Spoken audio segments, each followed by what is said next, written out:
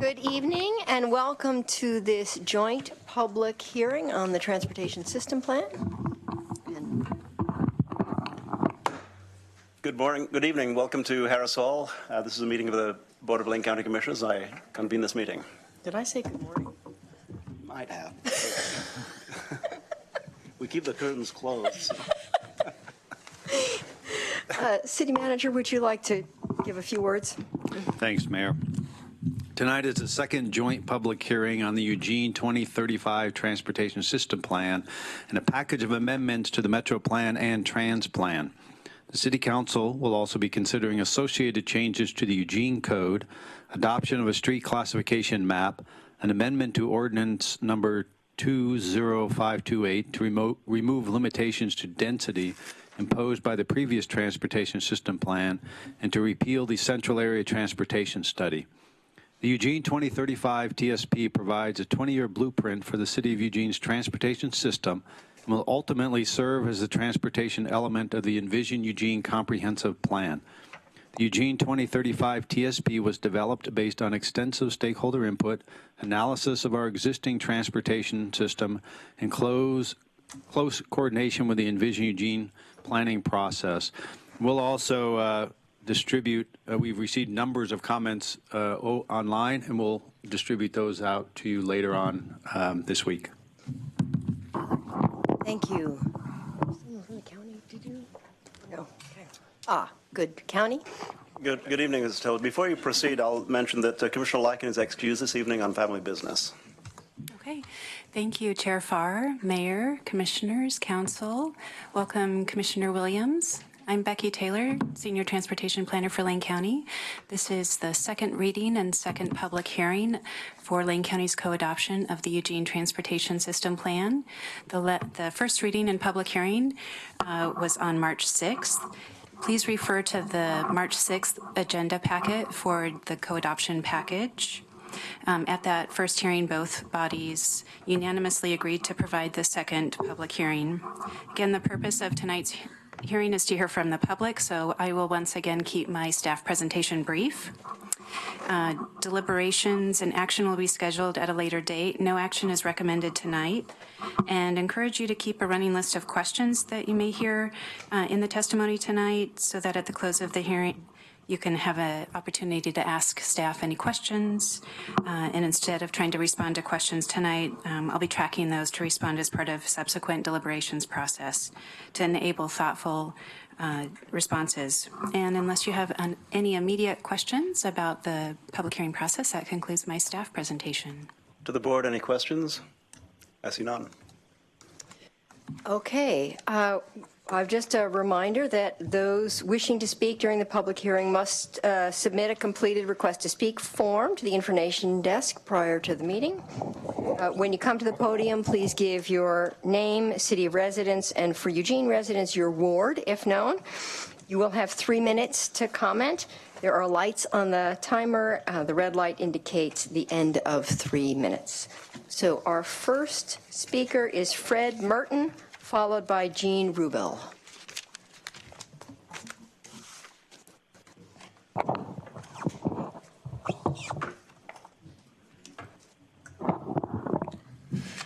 My name is Fred Merton.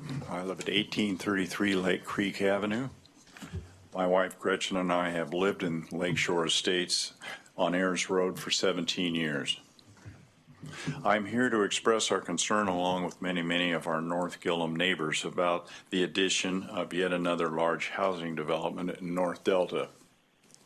Extensive infrastructure must be in place to deal with the current traffic congestion.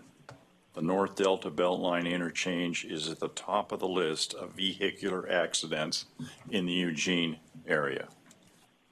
We can't simply widen North Delta and shove hundreds of more cars along with gravel trucks through the same funnel. And then, of course, there is still the Beltline and the bridge across the Willamette River. Band-Aid will not heal those broken bones. We invite you to our neighborhood to spend adequate time observing current traffic issues, not only on Delta, North Delta, and Beltline, but on Cal Young, Crescent, Green Acres, and even curvy little Ayers Road now being used as a thoroughfare for gravel trucks. We are urging you, along with the state, to put in the infrastructure needed before approving any more housing developments. Thank you. Thank you. Next is Eugene Rubel, followed by Dennis Gardner.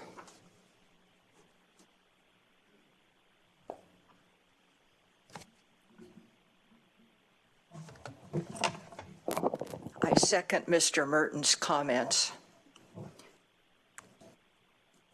The fifth of the 7 pillars of the interminable Envision Eugene project directs planners and officials to protect and enhance neighborhood livability. We know Eugene is growing. We know people need places to live. However, we don't have the infrastructure in our area to support up to 3,000 more vehicle trips every single day. As it was tonight, coming to this meeting, Delta northbound from Valley River Center past Lake Ridge, where I live, was a parking lot. I can't imagine what 1,500, 2,000 more cars added to that will mean for us. Our community has only one entrance exit. It opens onto Delta Highway. There are no merge lanes and there are no left turn lanes on Delta. We're going to be trapped. If there were a natural disaster, how do we get out? And if there were a natural disaster, there's a bridge across the neck of Ayers Lake. A bad earthquake could bring that down. Then what about the thousands of people who live north of Ayers Road? They're stuck. And the people who can get out on Ayers, perhaps, are going to block us. What about the existing gravel trucks? They drive 50, 60 miles an hour past our gate. There's a stop sign, or there should be for them, at Ayers and Delta. They don't stop. They don't even slow down. How about EMT and fire response time? It's pretty good right now. Pack another 3,000 vehicle trips a day onto that stretch of highway. Not too sure what's going to happen. How much more congested is Delta and Beltline interchange going to become? ODOT admits it's going to be at least 20 years until that build-out is completed. In the Envision Eugene process, the city committed to keeping existing neighborhoods livable. I encourage you to think about the questions that I and other people from our area will ask tonight before you make your decisions and recommendations. Thank you. Excuse me, Jean, will you state your name and address for the record, please? Oh, I'm sorry. My name is Jean Rubel, R-U-B-E-L. I live at Lake Ridge, 3355 North Delta Highway. Thank you. Next is Dennis Gardner, followed by Mark Rabinowitz.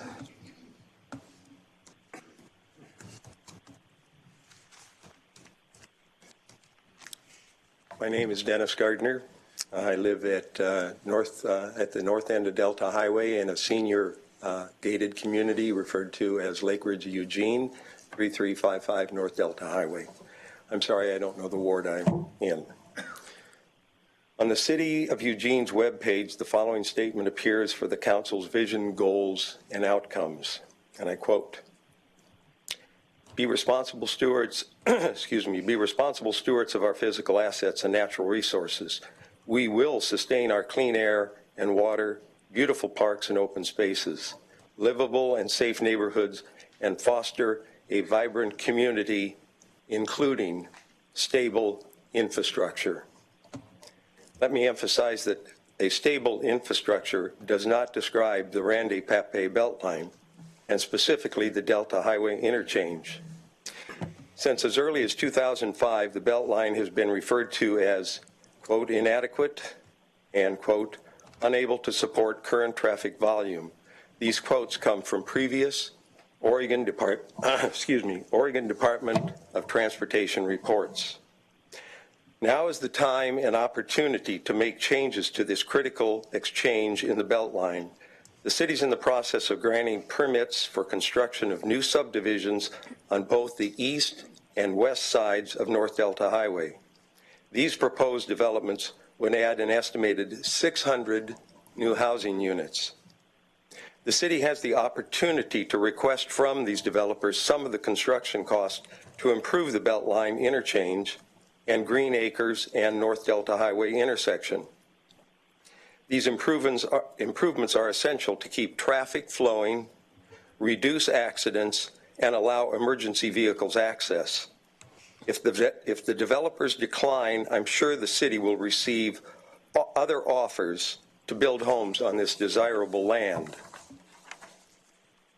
The city of Eugene is growing at an accelerated rate. Take advantage of this opportunity and improve our community without placing a tax burden on the existing residents, some of whom don't even use the Beltline. Please, ladies and gentlemen, do your job and take appropriate action to restore the Randy Pape Beltline exchange and Green Acres intersection up to not only current demand standards, but also accommodate the future needs of which we all hope will be a vibrant, beautiful community that attracts positive, sustainable business and that families want to live in. If the interchange and intersection are not upgraded, it will leave thousands of frustrated motorists using this decayed infrastructure, causing more accidents and loss of life. Thank you very much. Thank you. Next up is Mark Rabinowitz, followed by Matt McRae.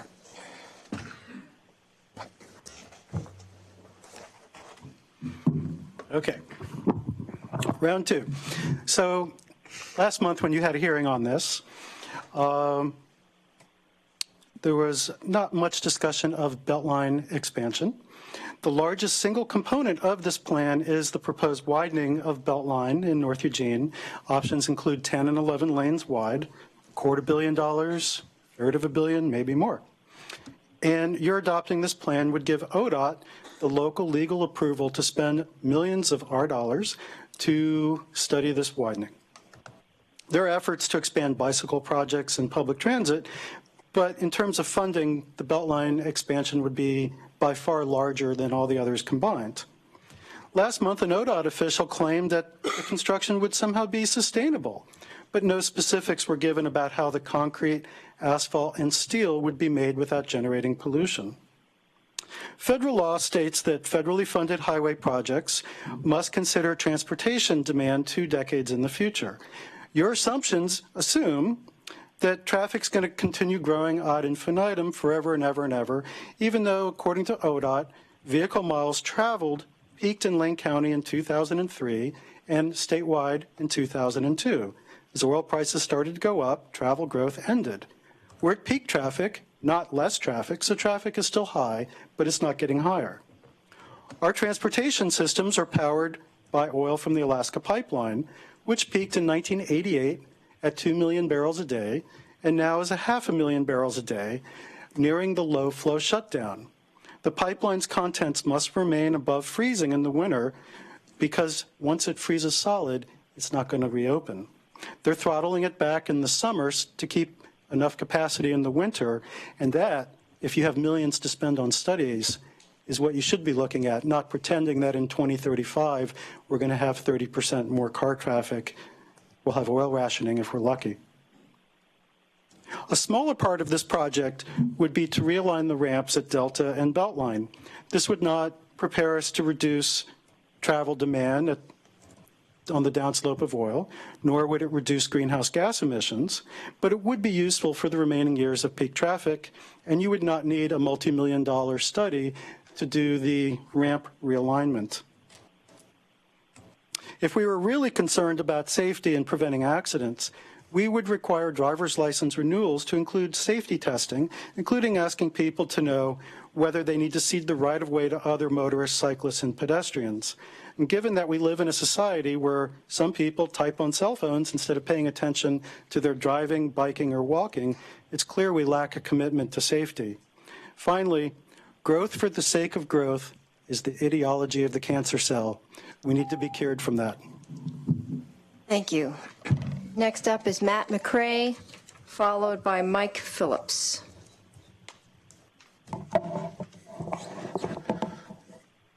Hello, Council and Commissioners.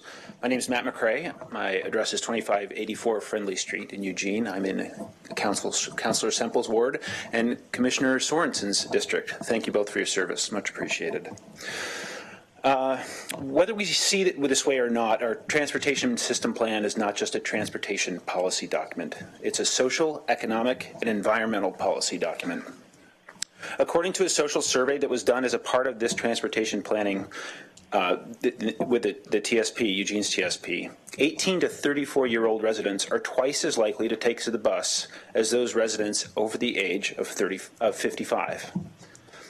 Lower income residents, those who make less than $25,000, take the bus 4 times more often and walk twice as much as residents making more than $55,000. Do you feel like the plan in front of you meets these populations' needs? It's a question for all of you to contemplate. As far as economic policy, do you know how much Eugene drivers spend on gas and diesel every year? It's $150 million in 2016, based on ODOT records. It's a remarkable amount of money. Tragically, very few of these dollars stay here in Eugene. In fact, the federal government tells us that some 70 cents of every dollar spent on fuel goes directly to Shell, Exxon, BP, and other out-of-state companies who drill and refine that fuel. So if you bear with me for just a moment, some 70% of $150 million, so $100 million every year immediately exported from our local economy. When we construct a transportation system that keeps us reliant on fossil fuels, we construct a system that keeps exporting our dollars. I believe we can do better. Thankfully, with your commitment to climate action, City Council has indicated a desire to steer us in a new direction.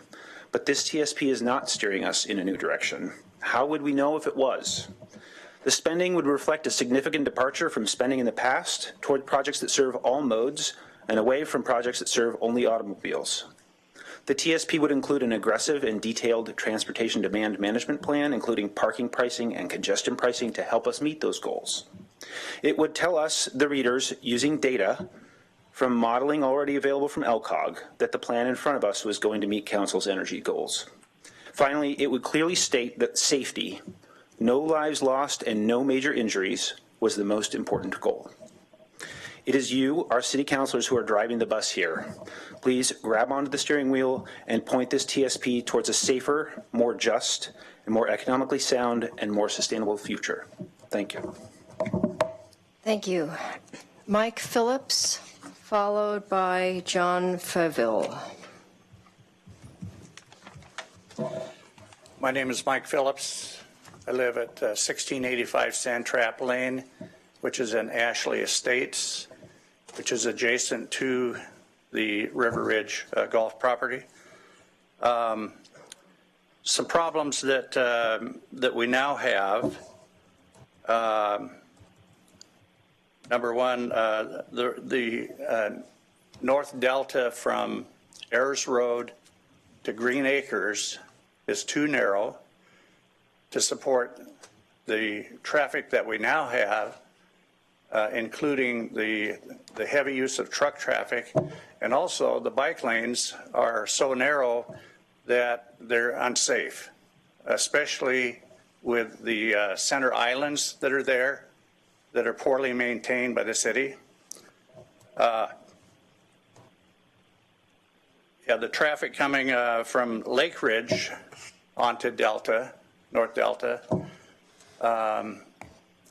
is very unsafe.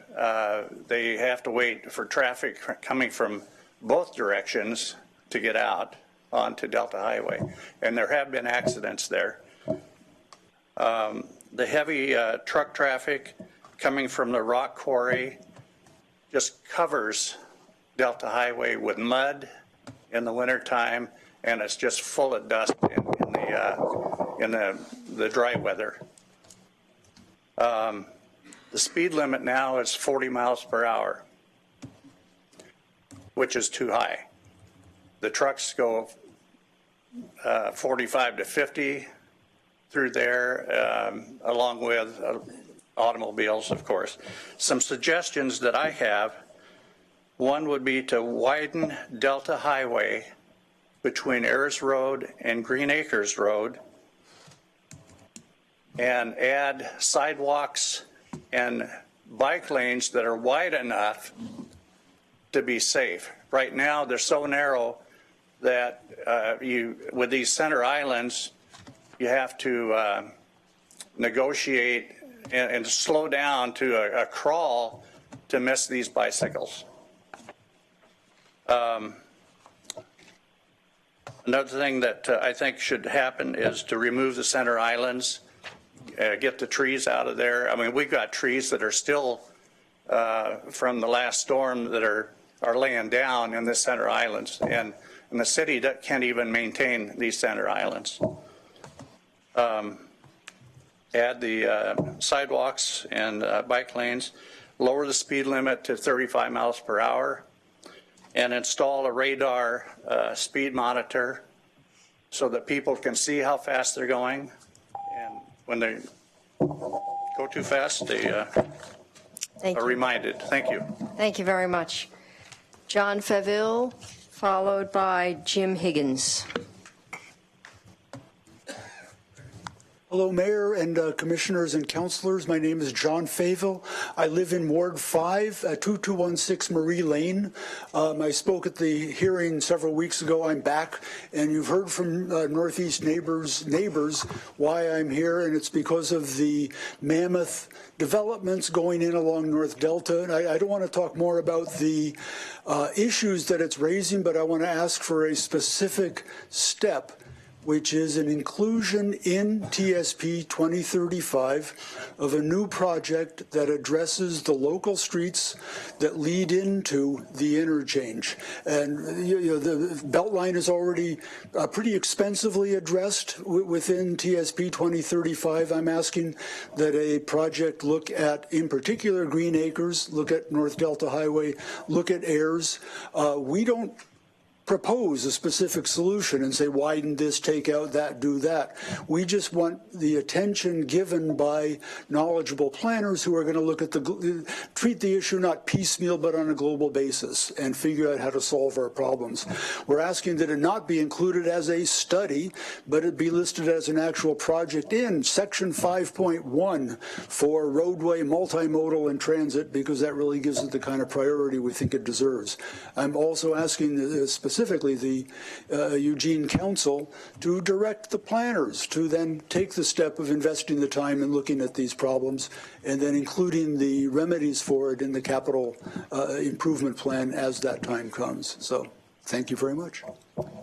Thank you. We have submitted written comments, by the way, that includes suggested wording. So I just want to say that. Okay, great. Thank you. Jim Higgins, followed by Susan Smith.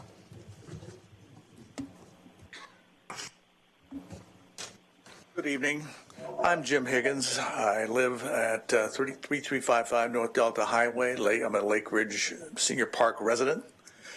And I'm very concerned about the additional traffic that's going to be generated by these hundreds of homes that are proposed throughout the, hundreds throughout the area there north of where we live.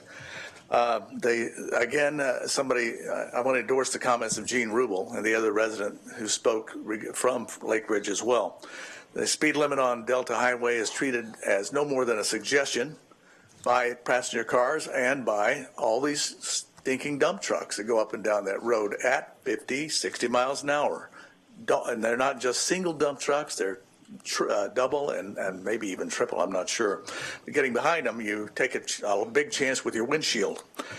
The access has been mentioned from Lake Ridge. We have one entrance exit that's also our way to get out. There needs to be a signal there if we're going to be dealing with hundreds of more cars or thousands more cars on a daily basis. It's unsafe as it is at different times of the day, and people are going to get killed there, and the city will regret not addressing this situation when it happens.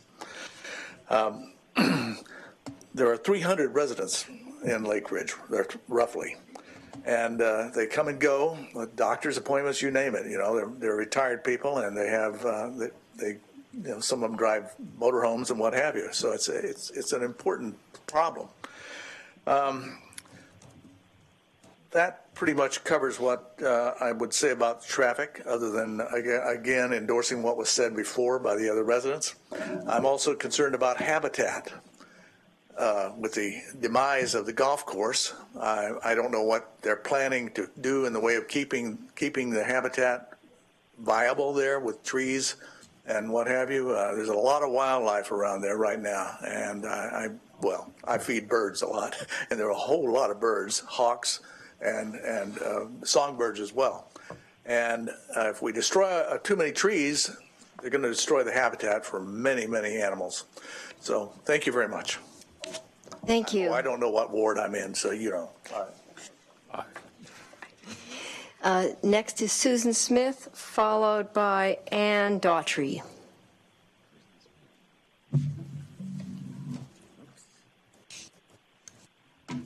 Good evening. My name is Susan Smith, and I live at Lake Ridge, 3355 North Delta Highway. I concur with everything that's been said by my fellow residents. I just have questions of the transportation and the council. Do you take into consideration when you approve,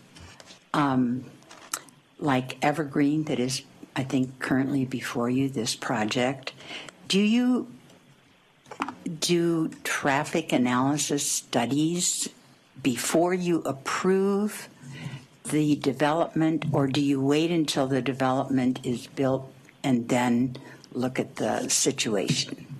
That's one of my questions. And secondly, in the Register Guard, there was an article that indicated about this Evergreen, that the development, the Nines has already been developed, Evergreen is under proposal, but then it indicated that Chris Henry, who I don't know, Eugene's transportation planning engineer, points out that such growth has been planned for. My question is, what is he planned for in the way of alleviating the transportation problems that are sure to exist? Thank you. Thank you. Ann Daughtry, followed by Jim New.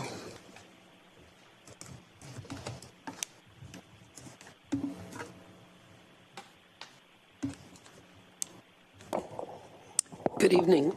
My name is Ann Daughtry. I live at Lake Ridge.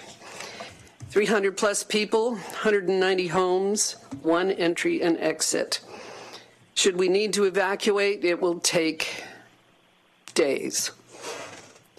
I ask that North Delta Highway be widened to include turn lanes. The speed limit, which is currently 40 and ignored by 95% of the drivers, lowered to 25 or 30. A vehicle-activated traffic light be installed at our single gates so that we can safely exit to get to medical appointments, grocery stores, other activities. And bus service be extended so that when we do get to the point where we can't drive anymore, because it is a senior park, there will be some other way rather than dial-a-ride or whatever it's called. I spoke with the city planner at the last meeting that we had up in our neighborhood, in Northeast Neighbors. And he said, well, you know, you could turn right out of Lake Ridge, turn right on Ayers Road, turn right on Gillum, turn right on Crescent, and then turn left into Delta Highway to go south. That's a planner? Thank you very much. Jim New, followed by Mayor Mark Crenshaw. Good evening. My name is Jim New. I live in Ward 7. The Climate Recovery Ordinance, its goals and benchmarks must be considered when implementing the Transportation System Plan with regard to quantifying emission reductions for every traffic and housing project. The Mayor and Council should request of staff to clarify the implementation of the TSP, prioritization of the projects with timelines. City staff should report how the performance of the TSP is being measured today, what other measurements methods will be considered, and an annual report of these measurements to Council to determine if this method will meet the reductions of the CRO. The Oregon Legislature recommends scenario planning as a primary method to reduce transportation-related greenhouse gas emissions, which has been used by Lane Council of Governments. The River Ridge area that everybody's speaking with tonight on North Delta Highway could see 672 single-family and attached houses being constructed in the next few years.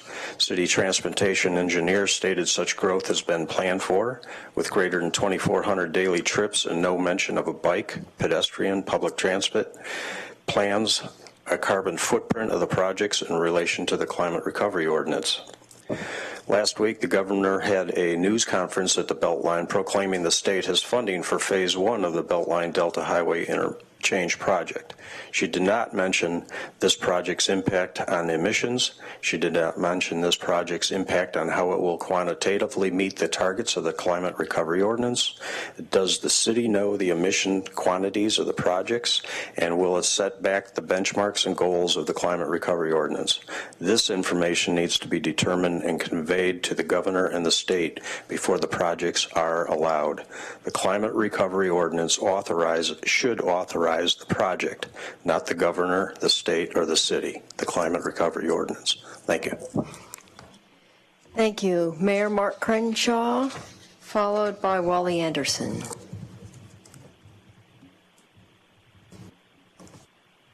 All right, Mayor, councilors, and commissioners, thank you for the opportunity to speak here today. My name is Mark Crenshaw. I'm the mayor of Junction City, living at 1280 Oak Street in Junction City. I admire your perseverance to hear lots of testimony tonight to encourage you to keep the Beltline Delta interchange as part of your TSP package. I also want to tell you that I stand in support of that, but I'd like to bring another perspective, and that is from the rural community. The Eugene is the hub of all of the communities in the area, and we actually consider ourselves to be part of the Eugene community. We conduct a majority of our commerce here. Our employment opportunities are in majority in the Eugene area, and then also our retail purchases are made in the brick and mortar stores right here in town. Therefore, what that means to us is that we must travel on Beltline Road and quite frequently choose to take the Delta interchange. So we're very concerned that the safety of that interchange be improved, that the convenience of it also, so that it becomes a smoother thoroughfare. That is very important to us. So thank you for hearing that perspective. Thank you. Next is Wally Anderson, followed by John Hagan. Hi, Wally Anderson, 3288 Lakemont. We live out in the area that we're talking about out here. I don't envy your position of taking a look at this. I'm on the Airport Advisory Committee and working on the master plan there, so I'm aware of the complexity of these problems that you face. I won't even speak to Delta Highway because you've heard enough about that right now. But the things that I guess are concerning to me and that we haven't addressed tonight is the impact upon the schools. They are almost at capacity right now. And I think that should really be considered in this development. And also the bike traffic has really increased out there. It's become a riding circle now for a lot of people doing exercise. And it's definitely not safe right now. I don't know what you guys have planned or what is in the plan for parks, but there are very, very few park spaces out in that area right now, and I think that needs to be consider. There was about 18 years ago, Ayers Road needed improvement, and there was a process that was set up by the city and one of the engineers to go ahead and have a design team from the community involved in that. I happen to be on that.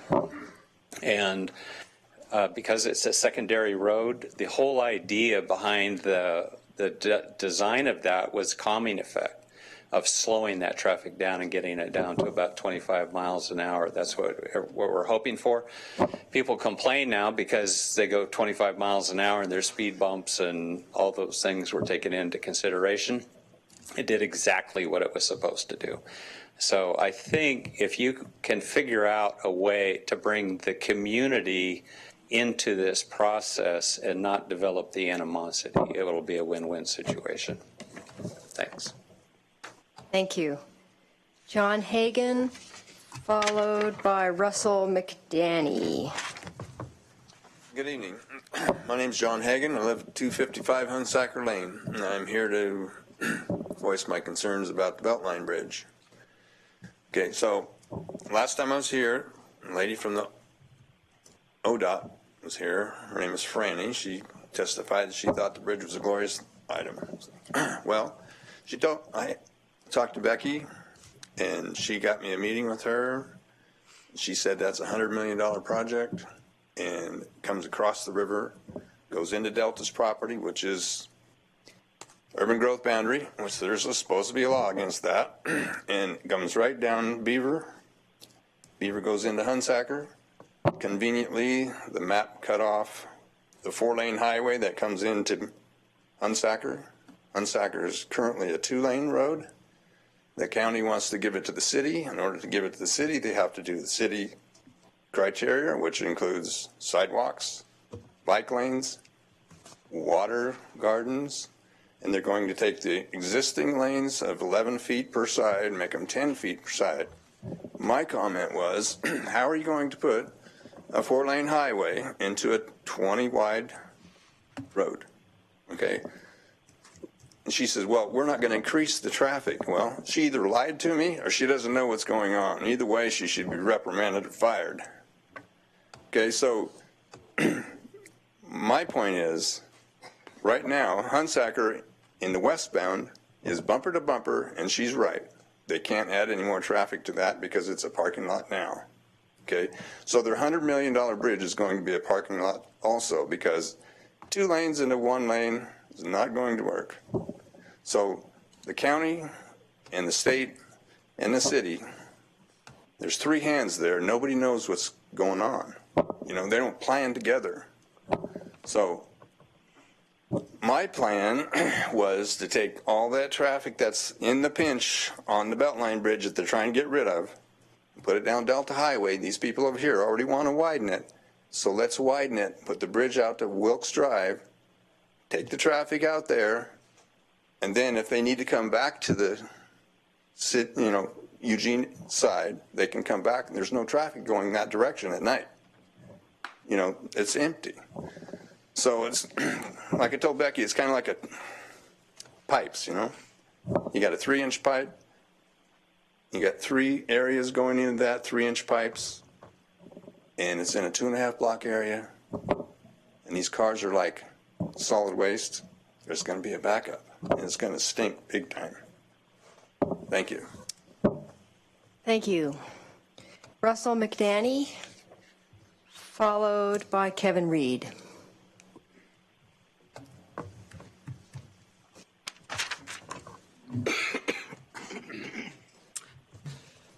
Thank you. I wanted to say congratulations to Commissioner Williams for your appointment. Also to Commissioner Farr. I mean, we didn't have to have this public hearing tonight. I know that through your guidance, you got it. So thank you. We appreciate very much the opportunity to address you. Also, Mayor Venice, you did attend the Northeast Neighborhood Council, and thank you very much. So I know that you all are relatively aware of what's going on, not relatively, very well aware of what's going on North Delta Highway. My name is Russ McDaniel. I live at 3355 North Delta Highway. in a senior community. And can you see me all right? Okay, thank you. I'm at that age where invisibility is a problem. The first thing you lose is your gravitas when you retire, and I think the second thing is being visible. So if you see me, that's part of the battle. Thank you. I wanted to talk a little bit about North Delta Highway at the interchange of Delta and of course Beltline. And you've heard it all already, so there's nothing I can really add to it that isn't already known by you people. But I do want to talk a little bit about the safety record of that particular interchange in just maybe a little different perspective. You know, if you visualize a new company or a company in your jurisdiction, and if it had the same safety record that Delta Beltline Interchange has, would probably be shut down due to safety concerns. I know OSHA would not allow a company to operate. It had the same kind of a safety record. Now envision the CEO standing up at this company with this deplorable safety record and announcing that they make 90,000 widgets a day, and they've gotten a contract to build another 3,000 widgets a day. So instead of 90,000, it's going to be 93,000. But they're not going to improve the safety. They're just going to, increase the speed at which they produce those widgets, but do nothing about the infrastructure to make it a safer environment. I don't think we would tolerate something like that very long. So I get thinking about, the safety issue and how it can happen. And you have to realize that someone has said, already? 3 minutes? Yeah, you have 3 seconds left. Well, I can't say it, but I do want to add that the people in Lake Ridge, there's another abutting senior community. It's Falconwood. And out of that, some 700 people, we are not candidates for bicycles. Thank you. Thank you for your time. Thank you. Next up, Kevin Reed, followed by Lori Powell. Good evening, councilors. My name is Kevin Reed. I live at 3117 Riverbend Avenue. I'm also the chair of the Neighborhood Association out in North Eugene. And I think, just our last Neighborhood Association meeting where we introduced our new mayor, we had 110 people show up. The speakers that were there were from ODOT and from the City of Eugene Transportation. 2 weeks ago, we had the builders, the developers of the River Ridge Golf Course show up, and we had 83 people show up at that meeting. So I think the common theme that we're hearing here is that there's a great deal of concern in that area about what's happening in their neighborhood. And we spent the last 3 years educating and enlightening and informing our neighbors on how to get actively involved, and it's showing in the way that the way they attended the meeting tonight and the way they attend all the meetings in our neighborhood. And what they're asking for and what they're hoping for is that we can get the city and the county to act in collaboration with the neighborhood so that we can deal with address some issues of safety and concern that are really having a negative impact on our quality of life out in that area and have been for quite some time. And they're going to get worse. They're not going to get any better. And we need to know, they want to know that they're being heard by you.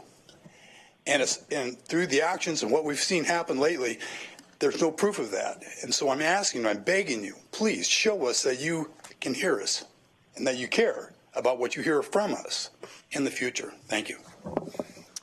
Thank you. Next up, Lori Powell, followed by Patty Hine. Good evening, councilors and commissioners. My name is Lori Powell. I live in Ward 1 at 1147 West 27th Place. I'm asking the council and commissioners to assure us that you will approve an amendment to the TSP at some point to include a greenhouse gas emission measurement system linked to benchmarks in the Climate Recovery Ordinance. Not including an emission measurement system in the TSP is really not that much different than going to a doctor who doesn't take the time to measure one's blood pressure, pulse, oxygen saturation levels before, during, and after a medical treatment for a life-threatening illness. We'd be thinking medical malpractice here. Well, we are in the midst of a planet-threatening illness, and not allocating the resources and time to measure basic indicators of system health, such as emissions at the local level linked to specific transportation projects, is akin to municipal malpractice and pretty much renders the CRO moot, particularly for the proposed community-wide reductions.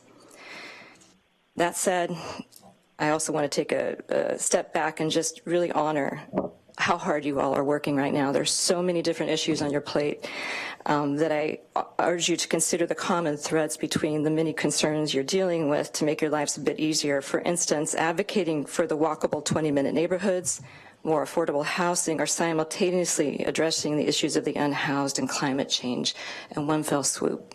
Thank you so much. Thank you. Patty Hine, followed by Deborah McGee. Good evening, Mayor, councilors, commissioners. My name is Patty Hine. I am a resident of the county for 25 years. Thank you for taking the time for this extra public comment time for this really important planning that goes into our future transportation plan. As we all know, and I really appreciate the North Eugene residents coming here and sharing their on-the-ground experiences tonight, Eugene is growing, and it's because we're a wonderful community to live in. And you all have the responsibility for making accommodations for this growth, and I don't envy you. It's a complex situation. We wanted to let you know we're super supportive of our decision makers, and we appreciate that you are making decisions with our future children in mind and the commitments that we have made to them in our climate recovery ordinance. It's no surprise that transportation, like everywhere else, is a large part of the energy that is consumed and is fossil fuel based. This is an opportunity for us to look at bike, ped, increased transit to reduce our emissions and meet our goals for carbon reduction like many of the other progressive communities and cities around the world. I'm just here to encourage you to keep your commitment to the children and their future. We have to prioritize this accessible, safe bike, ped, and extended, not so much gas-fueled automobile transit. This is community building for resiliency in the future so that we can relocalize and be a really revitalized and stronger and more connected community. In the implementation of our TSPC, please ensure we prioritize the integration of these CRO benchmarks and targets for real science-based greenhouse gas reductions. They have to be quantifiable to be effective, and it should not be passed without plans to clearly specify such reductions. Thank you. Thank you. Deborah McGee, followed by Rick Ingham.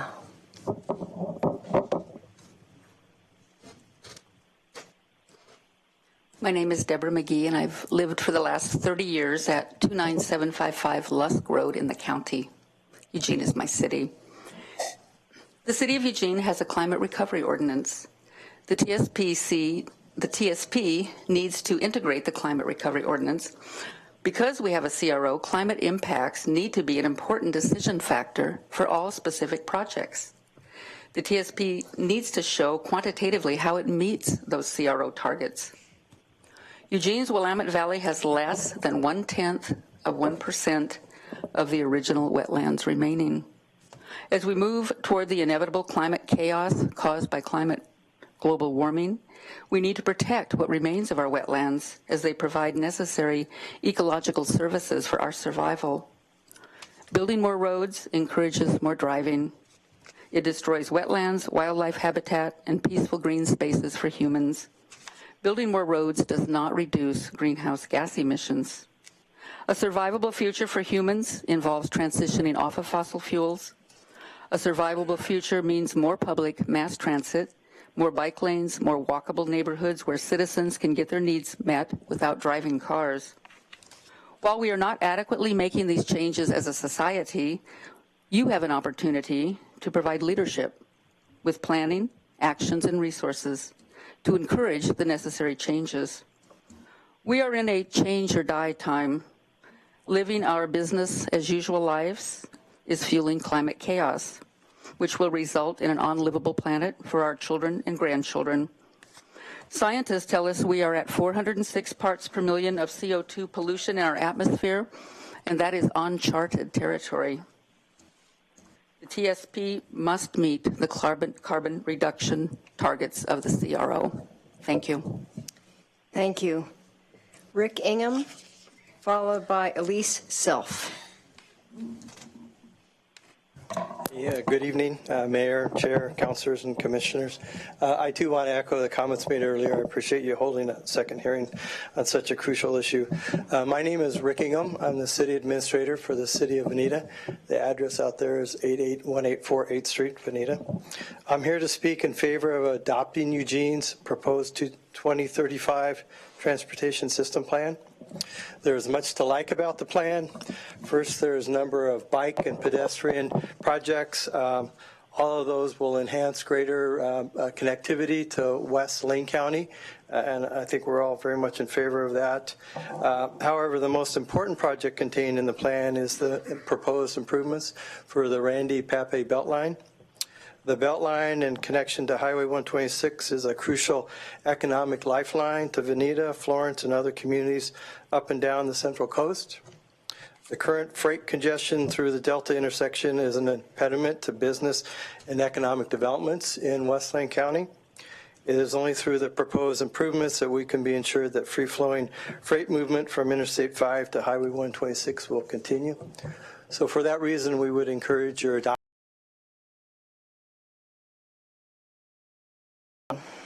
Elise Self, followed by James Self. Good evening. Some of you have seen me before, and usually I'm here talking about human rights.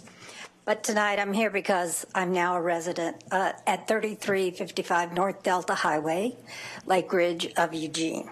I'm here to support all of my neighbors and friends who've come to talk about the safety issues of the North Delta Highway. And I also just wanted to add that we not only go out for doctor's appointments, some of us go out for protests and marches and other things like that. We're a pretty varied community. I want to thank you very much for your service. I know these issues are not easy, and I know you all take them very seriously. We are concerned about the safety out there. We just want to be able to leave our homes and to have all the other families that are going to be moving out there to leave their homes and to be able to move around in a safe way. So I thank you for considering this. Thank you. James Self, followed by Zach Mulholland. Good evening. My name is James Self, and I live with Elise, 3355 North Delta Highway in Lake Ridge. This whole conversation sort of strikes me as the chicken and egg. You know, what comes first? Does development come first, and then it follows that you have to enhance the infrastructure, or does it go the other way around? Or does it go simultaneously? Well, I'm an interested resident, but I don't know a lot about the transportation plan. I know a whole lot more about River Ridge from the developers than I know about what the transportation plan is. I can say this, that unless there's a concurrent development of the infrastructure in North Eugene, we're going to have major problems, and you've heard them. I can't add anything new to that, but I would say that transportation needs, whether it's bicycle, foot traffic, public transportation, or automobiles, are all going to be very poorly served by these new developments if there is no development of the infrastructure. So I would encourage you to put that at the top of the list of priorities, and I know you've got many things that should be there. So thank you for your consideration. Thank you. Zach Mulholland, followed by Janet Bevert.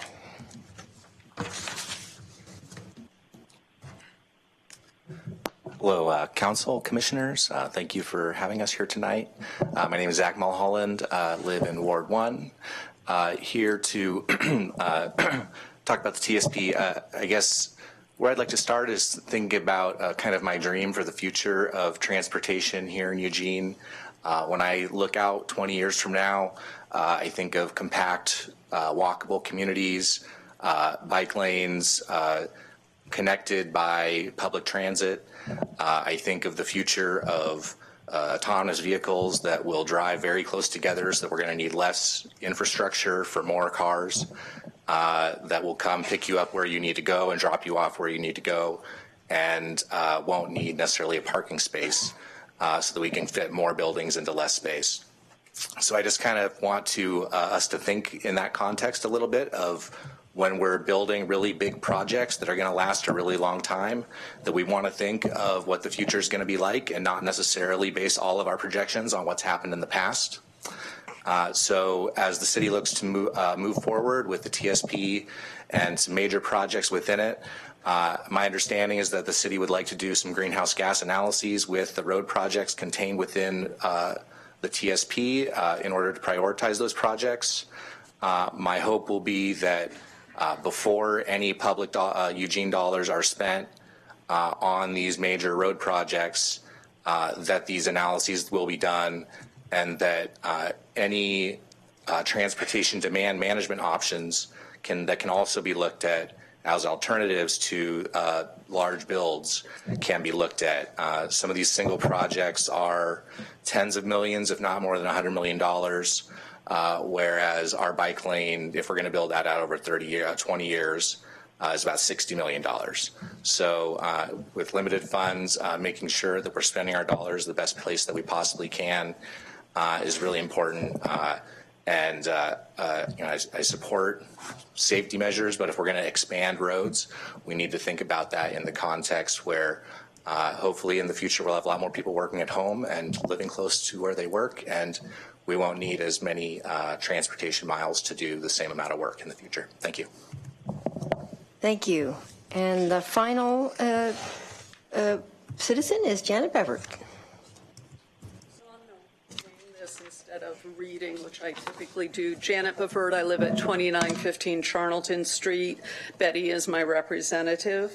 I've heard no mention about congestion, and I know that nobody here wants more congestion, and yet the LOS is recommended to be lowered from D to an E all over town, which would foster more congestion. So I don't quite understand that, and that seems illogical to me. I come from the perspective of dealing with a lot of things around South Willamette, the 20-minute neighborhood that we were so sold on, offered really no affordable housing, but did offer gentrification and the removing of affordable housing for people in that area. I've spoken with people involved with Vision Zero. I support that, and yet they do not want all people to wear helmets, bike helmets. I think that is ridiculous. You could ask any doctor or nurse about that, and oftentimes they refer back to a vehicle as causing the issue with a bicyclist, and that's not necessarily true at all. The other thing is I would like the requirement, since we're doing bike lanes in town, that if there is a bike lane and there's a sidewalk, the sidewalk's for the pedestrian and the bike lane is for the bicyclist. With South Willamette being restriped, I can't tell you how many people I'm seeing riding down the sidewalks and not using the bike lanes. The complete street idea has the expense of sidewalks to people that I don't think the general public is aware what this could possibly mean to them. As far as South Willamette, the fire station did not want to have the restriping done, and yet that was not listened to. And with the possibility of earthquake and flooding, if the dams go, that could be the only fire station that is not going to be underwater if you look at the flood maps that have been put out. Terry Harding said at one meeting that we have a 50-year urban reserve of land inventory for development. If that's the case, I don't quite understand the drastic need for densification at this point. Elijah Kaczynski, if we can, did a study around asking about congestion, and that turned asking about traffic, and congestion was the #1 traffic issue for citizens wanting that to be addressed, and bike issues were lower down. Thank you. Thank you. Thank you. And that ends our public testimony. Do you want to close this for the board? Are you going to close the public hearing? I close the public. That ends the testimony. Yeah. So Right. you close the public. So I close that. Right. Close the public hearing on the record. All right. Questions, comments from city councilors? Anyone in the queue for comments? No one in the queue? County? The board, any questions or comments? Commissioner Sorensen. Thanks a lot. I saw the email from Rob Zako about some requests that his organization, Better Eugene Springfield Transportation, had, and I'm wondering, in light of Ms. Taylor's, Ms. Becky Taylor's request for questions, whether she could look at that email and give us back a response. Seems like those are some pretty good suggestions that we ought to think about. He's got some VMT measurements of multimodal transportation system performance, and then separately, because I don't think this really ropes in the comments of some of the people that talked about connecting Eugene's climate ordinance to this. That seems to be, on the one hand, there's a policy for the climate ordinance, which I don't pretend to be an expert on, but it seems like it has something to do with climate change, and transportation, which is one of the major contributors of greenhouse gases. And it seems like if we're going to have a meaningful climate change ordinance, which I'm in favor of, we got to have it, mean something when it comes to things like big picture things like housing, transportation, and other big contributors. So I'd really like to see those two questions answered. These deaths that we're seeing are rather unprecedented. Well, among other people, the Board of Commissioners has had extensive work sessions on, well, why is this happening? Why, since we were on top of the decline in deaths and carnage associated with drinking and driving, why aren't we now experiencing these big spikes? And Lane County is, incidentally, the highest death county in the state now, eclipsing counties that are much larger than we are in population. So it's something that our leadership, the sheriff, the transportation, public works director, our board are taking seriously. And I would like to see some attention on that too. Like, are we going to get more deaths or fewer deaths with this plan? Those are some comments. Thank you. Thank you, Commissioner Sorensen. Before I invite further questions, Mr. Clark, I have a question for you. I'm following a script, and with the stroke of the gavel, I just closed the record. Can you explain that? Or was I correct in closing the record at that point in time? Well, it might make sense to have a board discussion about whether you want to leave it open and then have a quick vote if you want to close it officially. It's a legislative matter, and the board can consider stuff in the record and frankly stuff that comes in after the record or whatever you want in making legislative decisions. So it's not as technically important to open and close the record, but it does make sense to discuss it just so the citizens listening have a sense of whether they can still submit written records in. Excellent. Thank you, Mr. Clark. Then at this point, I'll consider the last gavel an inappropriate gavel. The county record is still open. The public hearing is closed. The record is still open. Commissioner Bozevich. Thank you. And I just want to thank everybody that came to testify tonight. Very familiar with the North Delta area. One of my early political mentors was Tony Nathan, that lived on Delta Pines and went in and out of that neighborhood a lot. And Jean knows I've been in and out of her neighborhood quite a few times and made those turns on North Delta. In addition, way back in my engineering days, I designed parts of the River Point subdivision and the water system in Ashley Estates. So I've been around that area for a while, in addition to being a cyclist that uses that section of North Delta to get to Ayers, to get to Honeywood, to take that little cut through off the cul-de-sac over to Dale to get out to County Farm Road and up to Coburg. And so I know those couple tight spots where there's an island in the middle, and it is nerve-wracking as a cyclist when you're in that lane and it's a big truck that's coming by while you're in that lane beside that island. So I agree that maybe we need to take a look at North Delta in addition. I will note that the Beltline facility plan is kind of silent on what happens north of Green Acres Road. It shows actually a divided road at that point, like it's supposed to be improved, at least to some extent to the north, but really doesn't say how far. So that'll be something that I think may need to be picked up in the future. So I hear the folks talking about that, very familiar with it.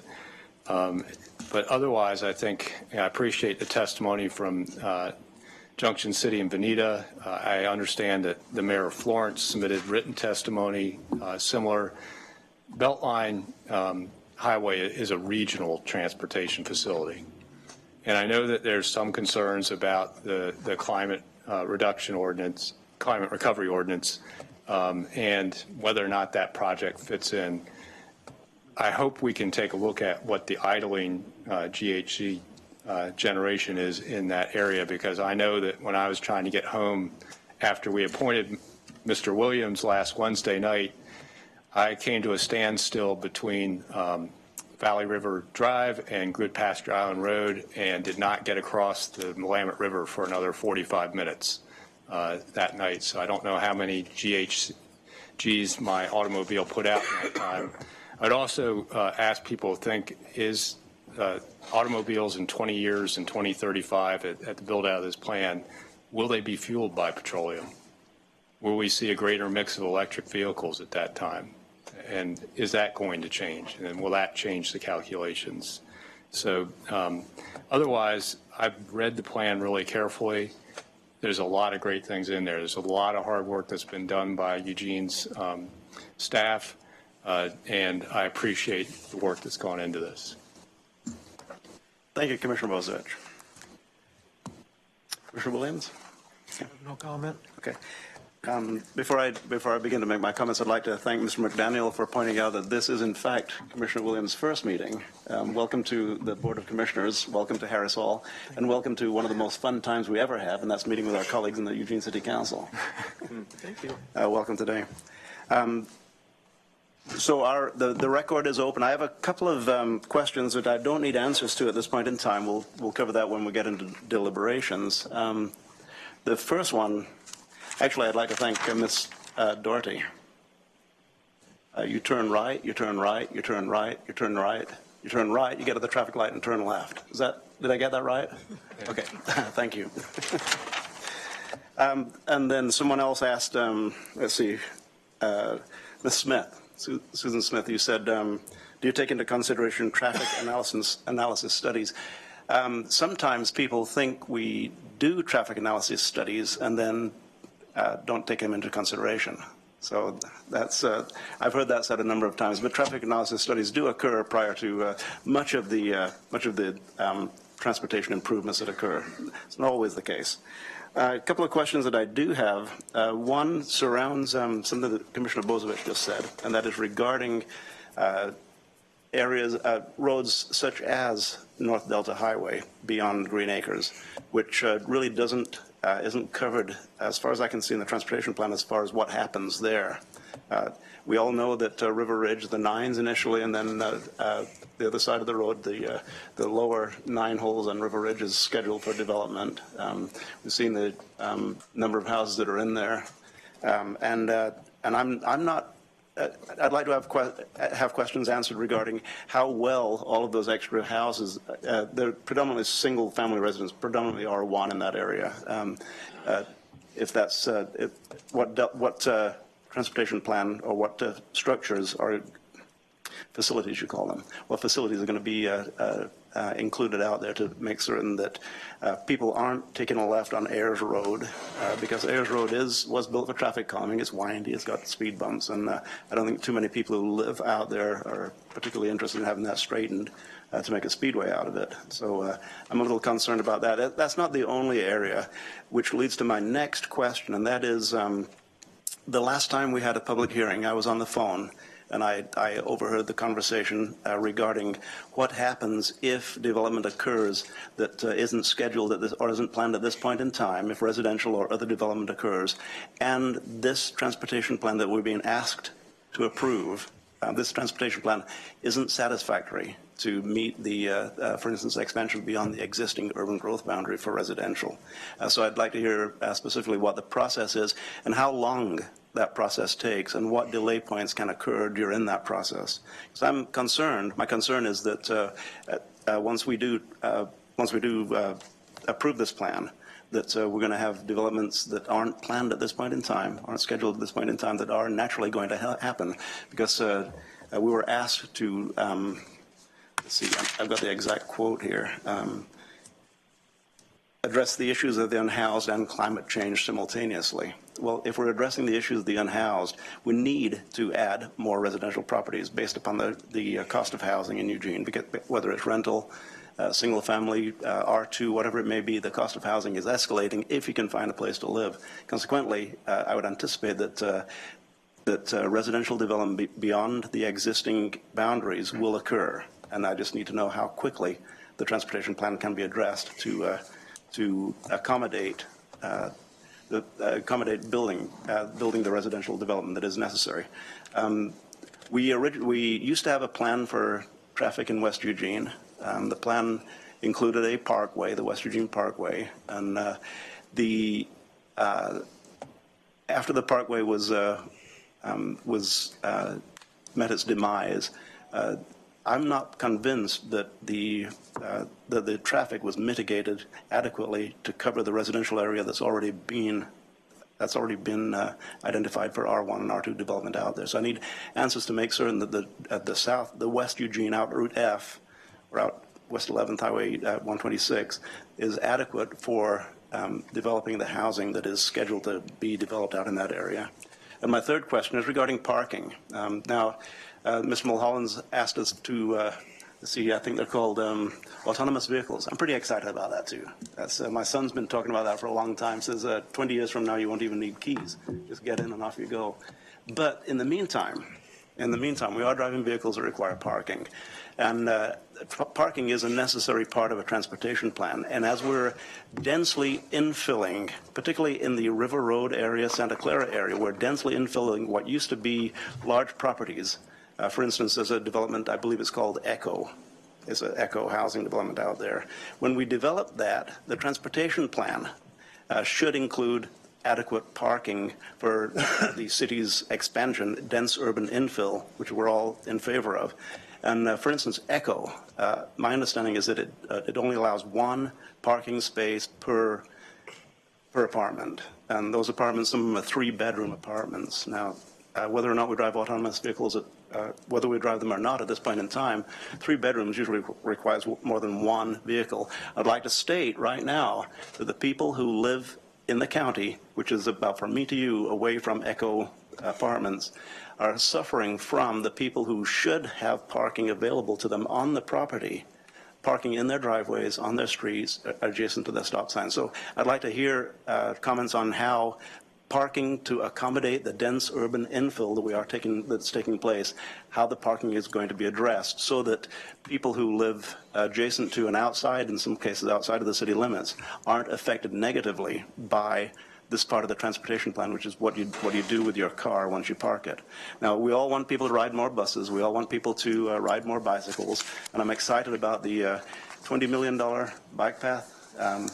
It's all pretty exciting. I ride my bicycle quite a bit. Commissioner Bozovic rides almost, I don't know, thousands of miles. Not as much as I used to. Not as much as you used to. But I like that. So those are my three questions. And then I'd also like to point out that Commissioner Sorensen, before Dr. Zako arrived in the room, Commissioner Sorensen mentioned the letter, the message that you sent to us today. That did get covered. Your questions were raised. It is a part of the record. Thank you. Thank you very much. Any further questions from the board? Anything from council? Okay, I think we're ready to close the record on this public hearing for the city. Oh, no. So, well, what I want to speak to is the question of whether you want to, and it was what Commissioner Farr asked earlier. So you've closed the public hearing. So the question is, does the board and the council want to leave the record open to allow additional public testimony? For ease of everybody getting the same information, it's nice that you all can come to an agreement on that. So if one does it, both would do it. So the record has been open since the last public hearing and continued until tonight. So during that time, we got additional public testimony. They have those packets for you. But if you wanted to leave it open for an additional period of time, if you could set a specific time that it would close, that would be helpful, just to help us educate the public. And thank you. And I believe our counsel, Mr. Clark, mentioned that this is not quasi-judicial that we're undertaking here, so it's not as technical as if some of the land use planning that we do take part in. That's correct. It's correct in the sense that we don't, I mean, like the ex-party contacts, those kind of things, you'll hear from folks around. When it comes to the record and allowing folks to submit, it's nice from a public outreach perspective if people know, so it's not trickling in and you're able to make your decision based on kind of a finite set. So for ease of our public outreach, and also, I don't want to buy trouble, but if we need to compile a LUBA record, there needs to be a set of documents upon which you base your decision as the final decision makers. So yes, it's not nearly as tight. Mr. Clark is absolutely correct on the quasi-judicial, but if we can get some bumpers on it, that will help us. And Madam Mayor, I am prepared to close the record for the county this evening unless the board has other issues surrounding that. Council, any content to close the record tonight? Okay, I think do we need to vote on that? No, you can just close the record. Gavel out. Okay, the record is closed. And hearing no opposition from the board at this point in time for the county, the record is closed. Which doesn't mean you got to stop talking about it. Okay, Kevin? You know my phone number. Thank you all very much for coming, and that ends our meeting.